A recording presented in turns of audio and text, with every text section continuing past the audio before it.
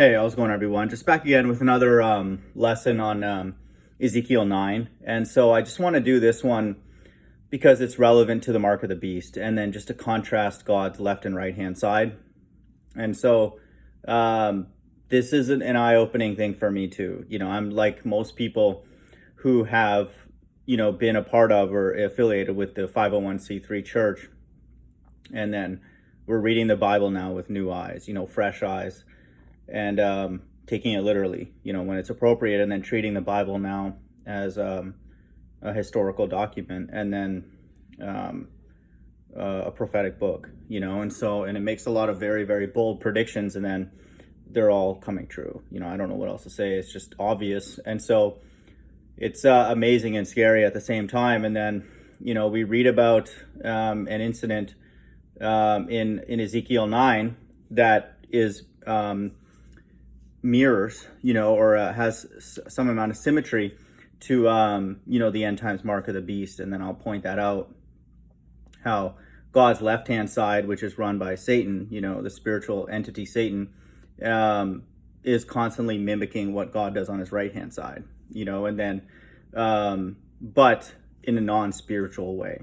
It's going to be a physical, carnal implementation of what God's doing in a spiritual way. And so Ezekiel 9 is a great example of that. And then we'll get into a little bit of the prophetic relevance, and then a little bit of the numerology. So I'll read in the ESV just because it's a little bit easier to read. The title is Idolaters Killed. And so just so we see the contrast, I want everybody to keep in the back of their mind Revelation 13, 16, 18, and how that is people who worship the beast. And then there's a judgment and a punishment for those who do. They're destroyed, ultimately by God himself.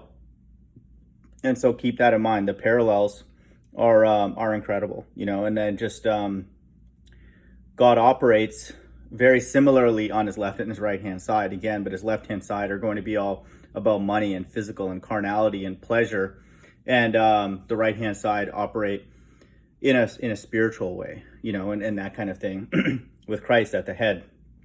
Ezekiel 9, then he cried in my ears with a loud voice, saying, bring near the executioners of the city, each with his destroying weapon in his hand. And behold, 6 men came from the direction of the upper gate, which faced north, each with his weapon for slaughter in his hand. And with them was a man clothed in linen, with a writing case at his waist. And they went in and stood beside the bronze altar. And so 6 men, okay? And so that's a number that's used for destruction and judgment regularly. And then we see that again here.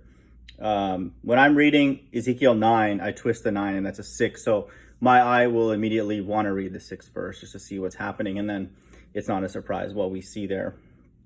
But with verse 3, now the glory of God of Israel had gone up from the cherub on which it rested to the threshold of the house.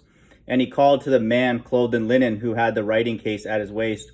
And the Lord said to him, pass through the city, through Jerusalem, and put a mark on the foreheads of the men who sigh and cry over all the abominations that are committed in it. And so put a mark on their foreheads. And so this is what God is using to identify the righteous people, who are complaining about all the abominations that are happening, in the midst. And so it's a spiritual mark. They obviously don't have microchips or anything in that time.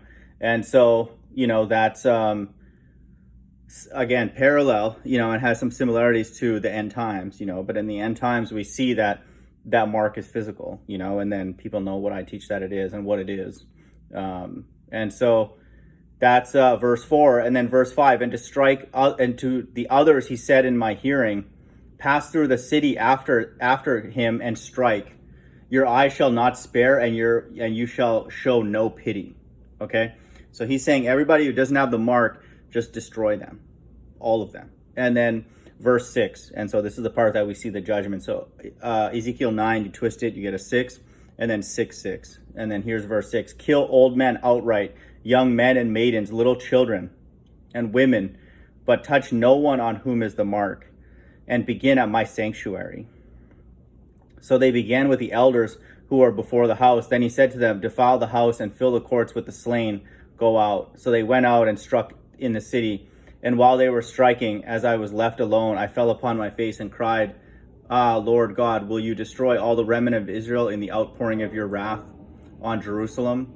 Then he said to me, the guilt of the house of Israel and Judah is exceedingly great. The land is full of blood and the city full of injustice, for they say the Lord has forsaken the land and the Lord does not see. That's the same thing that we're living in now. All of us, we're just like, God doesn't exist. Who cares? Like, whatever. He doesn't see what's going on. He doesn't have an opinion on this. This chapter speaks very differently to that. Verse 10, as for me, my eye will not spare. And God's eyes represent these quote unquote UFOs where the angels are in them. And so just know that they're the ones who are doing this. Nor will I have pity. I will bring their deeds upon their heads. And so verse 11, and behold, the man clothed in linen with the writing case at his waist brought back word saying, I have done as you commanded me. And so just know that. Okay, so I know this is difficult for all of us to now wrap our minds around, but God hates a majority of the people on this earth. The God of the Bible hates them. It's not me that hates them. It's not you. And then the people that are getting this, we probably know them, and then have interacted with them in a friendly way, some of them. But that doesn't matter, and so just know that. And so the judgment here in Ezekiel 9, the title of it is called idolaters. Okay. And so people who are doing this, that's a form of worshiping the beast. They're not going to get down and prostrate towards, the CDC or anything like that. So it's a form of worship, because they believe in all of that, all the science that's behind that or whatever, and then that narrative. And so it's a form of worship. And so there's other people who believe the narrative in the Bible, and then they worship that God, and then all the things that he says and all the things that he's about, and then he warns us about, and all that kind of stuff. And so even if they don't know the full story, they worship that God, like me. And so just know that, they're committing an act of worship, and then they're committing idolatry. And then the judgment for that is written in Ezekiel 9. And I want people to know it's no different in the last days. It's just with more people, but the marks are flipped. This time, God is identifying his left-hand side with a mark. And then it's the same story. They're now marked to be destroyed, by God and his angels. And then it's the exact same thing.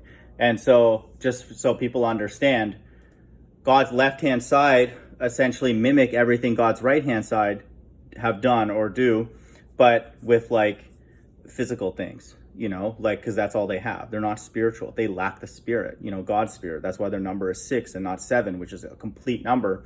And so God can make people and he can make actors do whatever he wants. And so what does God's left-hand side do? They make robots, and they use automation to try and create things that maybe even look like humans that just do whatever they want for profit, for money. And so they're mimicking what God can make. God can make a person. The Bible even says God can make stones into people and then just get them to worship God. And so that's one thing. Another thing, God sends sickness and then he heals, but he heals spiritually. He doesn't have to be there. Christ even told people that come up to him, just go back now. The person you're asking to be healed is healed already. Just go. And so he can do it at a distance. He just says it.